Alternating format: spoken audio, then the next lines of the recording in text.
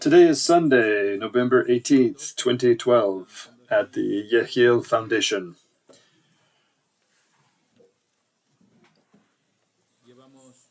We've been studying the parasha of Bereshit for a little more than a year. And I don't mean the book Bereshit, but the first parasha of Bereshit, that is, the first parasha of Genesis.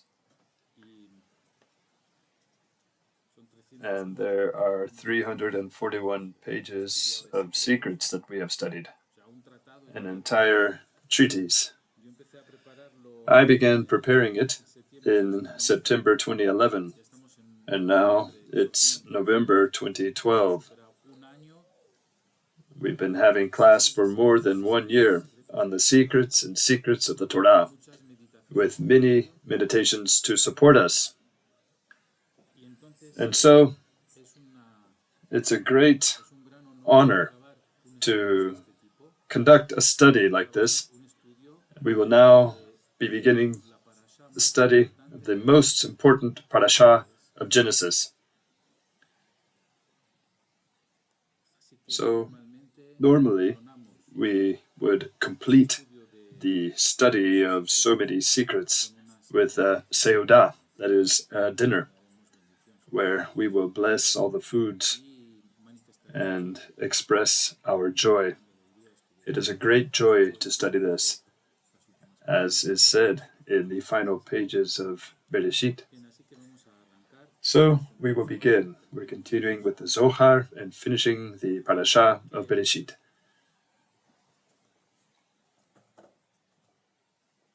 It tells us that the angels protested to HaKadosh Baruch Hu, our Creator, for creating man. They protested. According to the Zohar Ha Kadosh, they said, "You're giving man too much power. He could destroy your creation." And here it says something important. It says, every time that man practices onanism, or masturbation, these protests grow, and angels rebuke and protest to HaKadosh Baruch Hu. They say, you see how this spilled semen is destroying creation because this lost seed reinforces the strength of Ra, that is, the forces of evil. At that time, HaKadosh Baruch Hu was sad and repents from having created the world. However, according to the Zohar, we can put things in a different light. That is, when man repents and does teshuvah, and studies the secrets of the Torah, and studies the sacrifices, the ketoret, meditates and tries to connect with the Creator, and tries to have normal conjugal relations, have physical sons, and also teach them the Torah, and have spiritual children. This restores the Creator's joy and strengthens the Creator against the angels who recriminated his creating man. That is, onanism saddens God as much as the study of the secrets of the Torah gives him joy. Onanism saddens and weakens him as much as the study of the Torah and the Zohar of their secrets strengthen our Creator against the angels. And at that time, if there is teshuvah, the study of secrets, study of the sacrifices, study of the ketoret, study through meditation, and a search for connection with God, at that time, God restores vitality to the forces of good and weakens the forces of evil. There it tells us of a word that in our vocabulary we don't understand very well, the word flesh, a body of flesh. Rabbi Shimon says that we must translate the word flesh, a body of flesh and bone. The word flesh must be translated as angel of death. Why? Because what dies is the body. And there are angels who descend to this world and dress themselves in a body. And the problem is, if an angel descends to earth and dress themselves in a body, then they cannot get rid of it until the time of death, and they will live as a human until they die, when they can get rid of their body. Now, there is a very important concept, which is those angels and non-incarnated spiritual beings can not only take the form of a human being and incarnate themselves in a body, but can dress themselves and transform themselves in many different ways with human or non-human appearances. They can take whatever form they like, and those appearances that they can acquire are taken to impress human beings. That brings us to a number of conclusions. The great Kabbalist Zohar Ha Kadosh has said that many sightings of aliens are no more than angels who have taken on a shape to impress humans. Sometimes people sight flying saucers and all that, and he says that sometimes they are angels that take that shape that they want because they have power over matter, so they can impress us in different ways. Here we speak in Genesis about a curse created by God, which is what caused Noah's flood. It is a curse by which God wanted to destroy and exterminate man from the earth due to the evil angels that dressed themselves in flesh, that is, that adopted human form and began to commit atrocities in the world, which led God to decree a flood on earth. But what made the flood end and allowed humanity to survive? What made that happen was the fact that Noah was born circumcised. And for the merit of having been born circumcised, the waters of the flood were stopped. And Noah was able to save himself, his family, and his animals. The second curse that interrupted was that received by Adam in the Garden of Eden, by which he had to earn his food with the sweat of his brow. And why? Because historically, farmers before the flood and the arrival of Noah, farmers did all the manual work with their hands. But Noah taught them the art of plowing the land, not by hand, but with implements. And these implements, which are tools, replaced men's hands. Men did not have to suffer as much to farm the land after that. This means that Noah brought two things. One, with his circumcision, the end of the flood, and two, thanks to his intelligence, handed down by Angel Raziel, the angel of secrets, the discovery of tools and implements to farm the land. Now, the question that the Zohar asks is, how can the world have been destroyed by the flood? And the answer is as follows. The Torah begins with Bereshit bara Elohim. So, who created the world? It was Elohim. It does not say Bereshit bara Yud He Vav He. It says Bereshit bara Elohim. Elohim are the natural forces, the astral forces. But if the world had been created by Yud He Vav He, the world could not have ever been destroyed, nor be chaotic, or suffer any evil decree, because Yud He Vav He is the most merciful. And the world would have been indestructible. And somehow we would have to rewrite the Torah. And instead of writing Bereshit bara Elohim, it would have been written Bereshit bara Yud He Vav He, of course. And that gives us the answer for the world to not be destroyed. So we must bring the Yud He Vav He down to the world. What is in the world now? Yud He Vav He? What is in the world now is Vav He. What do we need? Yud He. What is Yud He with respect to Vav He? Vav He are the natural forces, and Yud He are the spiritual forces. Since Yud He was separated from Vav He, it's like the soul being separated from the body. What happens when the soul is separated from the body? The body collapses. It dies.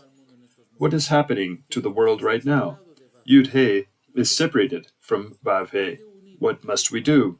We must unite Yud He with Vav He. That is, we must bring spirituality down to the world. Chaos is nothing more than a lack of spirituality. The Zohar tells us that thanks to the combinations of the sacred names of God, we can work wonders in this world. That is, it's magical. Being able to use the combinations of the names of God, we can work true miracles in this world. And this is not something that I am saying. It is said by the Zohar, 1, paragraph 58b, for whoever wants to look it up. What is there in this world? In addition to the guilty, there are also the righteous. For example, Noach was righteous. Ish Tzadik, a righteous man. But it says that the names of the just are always an anagram of a concept. What is the concept of Noach? We must read it backwards to know. Noach is not read as Noach, it is read as Chen. And Chen is grace, like to be favored. He was favored by men and by heaven. And the names of the guilty are also anagrams of concepts. The oldest son of Yehudah was named Er. Er is Ayin Resh. Er is the one who practiced onanism, masturbation. And Er was an evil man, because if you read Er backwards, it gives you Ra, evil. So within the name of the Sadiq, or the name of the Rasha, we have the secret of their behavior. And that is why it's so important to be careful when you name a child, because they could have a name with an evil anagram. All of the names that begin with Mim Resh are bitter lives. Mara, Mim Resh, means bitter.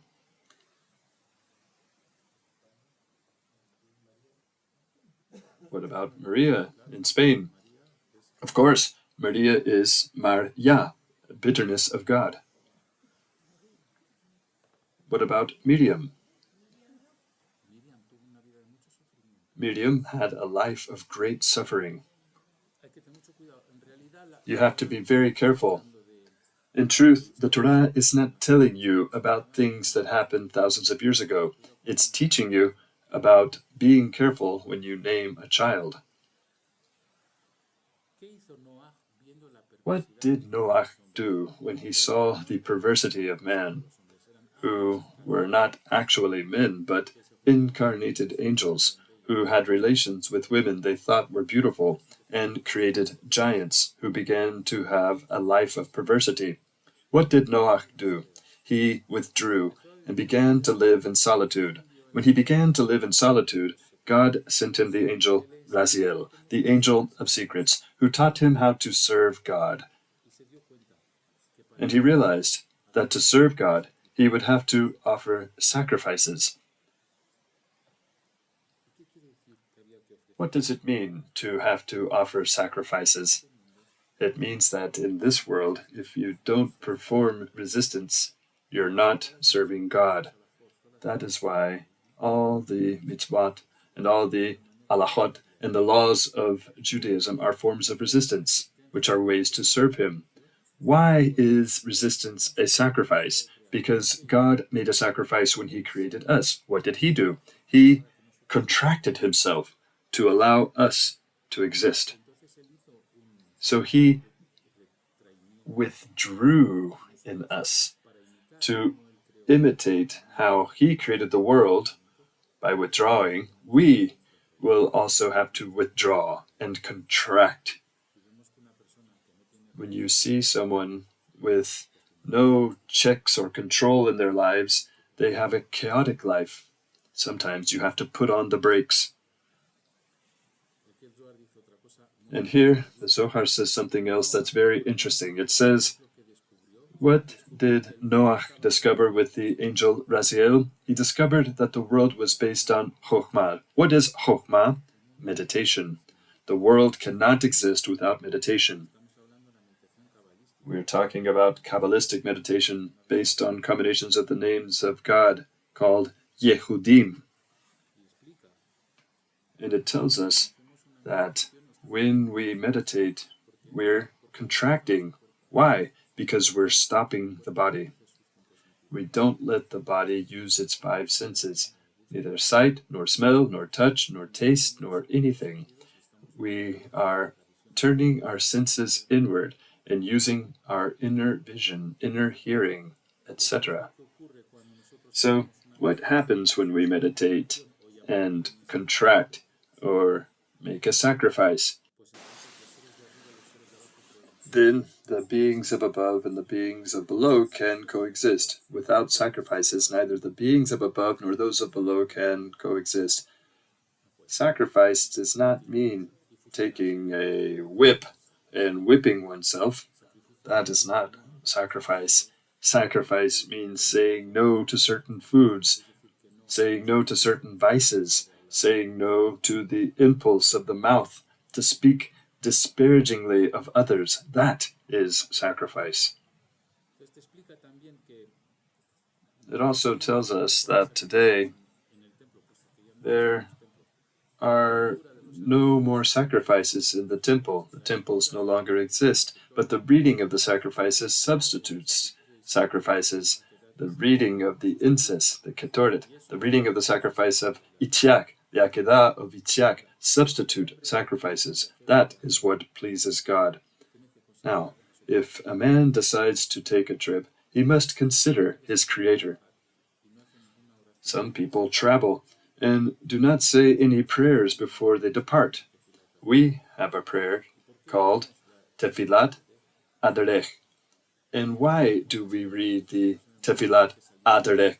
Because we don't want to let go of God when we leave our homes. We want Him to accompany us. It's a way to recognize that when we leave the house, everything that happens to us must be circumstances organized by the Creator. But do not pray the Tefillat Aderech when we travel. If we do not pray the travel prayer, it's as if we don't need Him.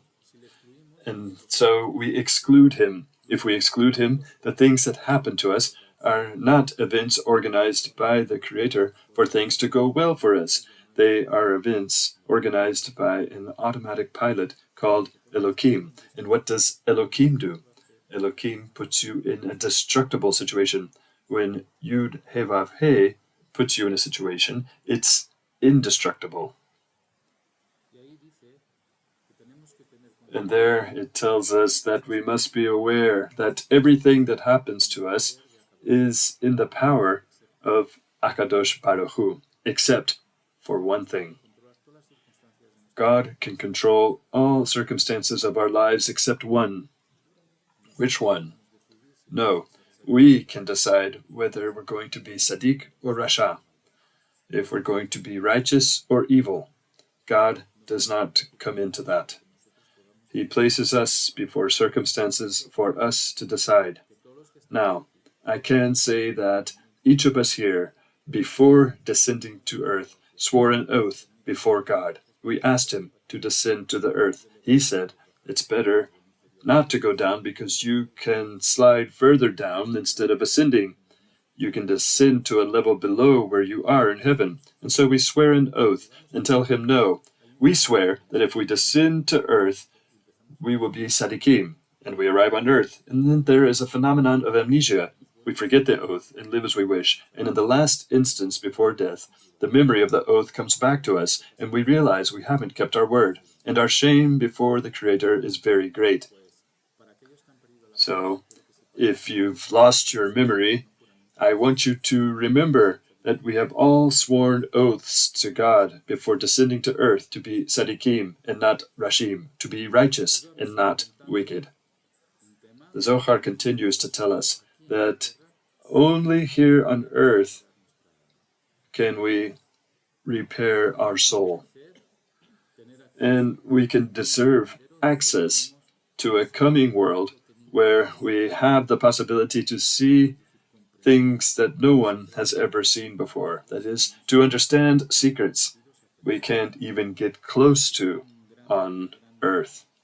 And that will give great happiness to our souls. So, how is the soul repaired? The soul is repaired by studying the Zohar Ha Kadosh, that is, the secrets of the Torah, because that will enable us to acquire a fear of God. But it is not fear like being frightened of something. It's reverential fear, that is, admiration of God's creation.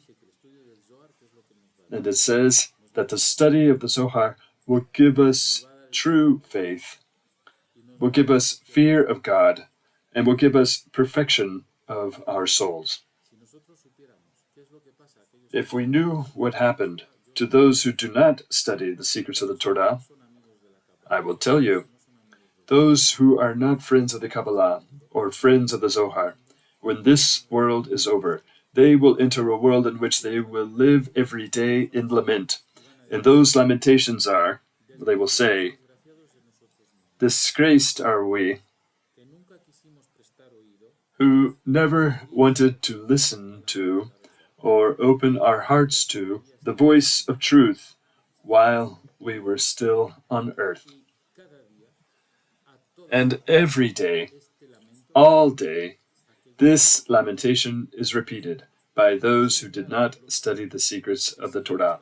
But the righteous who did study the secrets of the Torah, they have the capacity to praise God every day because the divine presence inhabits their souls. They, instead of saying, we ourselves are disgraced, they will say how fortunate we are because the divine presence inhabits our souls. And with these words, the Parashah Bereshit is complete. It has taken 1 year to explain it. Chazak u'baruch. It is very beautiful, isn't it? It's very beautiful. But there are many topics that are repeated. Yes, but with different perspectives and interpretations. Even though it seems like they're being repeated, it's giving you a different perspective. There are very fine nuances. When you say, I've already heard this, you may have, but it's been explained in a different way and given you a different lesson. It's a very fine nuance. Every nuance is very fine. Now, we're going to envision 2 stars of David.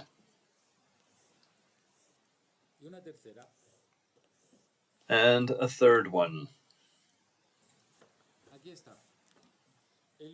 Here they are. The Yud He with the Vav He. We will make this star of David come down and place it on top of this one. And we will get the third one, which is a fusion of these 2. And this is what we will sow in this world. And we will say, Bereshit bara Yud He Vav He et Hashamayim bet Aretz. And we will make this world indestructible. As it says, instead of Bereshit bara Elohim, Bereshit bara Yud He Vav He. Chet Hashamayim bet Aretz. And God created what God? the God who connects the spiritual part with the material part. Has everyone understood the meditation? It's very simple. Bereshit, Bara, Yud, He, Vav, He. Let's meditate. Let's close our eyes.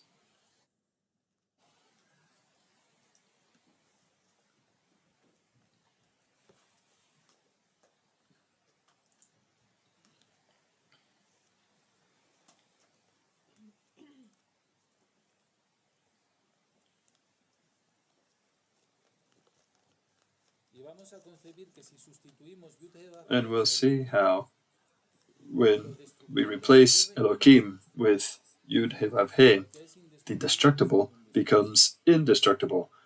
What is indestructible is a spiritual world, because the soul is indestructible. Let's take 3 deep breaths.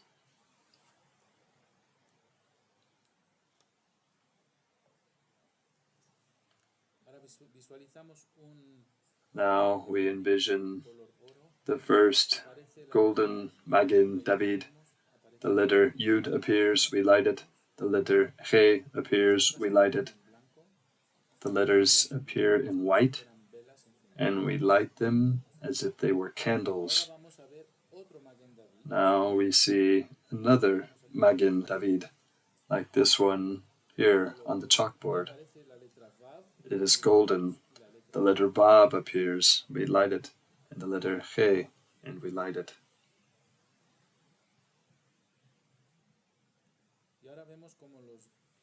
Now we see how the 2 stars of David overlap each other, with Yud He descending with Vav He. Now a 3rd star of David appears to substitute with the letters Yud He with Vav He.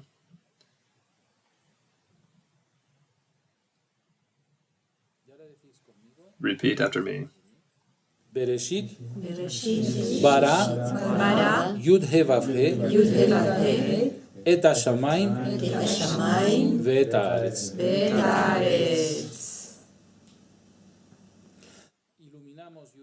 We light Yud He Vav He.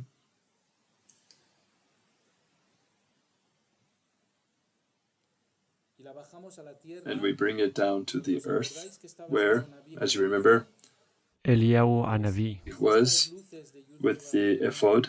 These letters, Yud He Vav He, are going to light up the 12 stones of the ephod Eliyahu Hanavi was wearing. And from those 12 stones, the entire earth is lit up with Yud He Vav He. Now we take 3 deep breaths. Again. Again. And we open our eyes. When I saw Yud He Vav He light up the letters of the ephod, I saw a great spectacle, because laser beams of different colors came out, changing in different colors, and they were lighting up the entire universe, and they were changing color. And I asked, why are they changing color?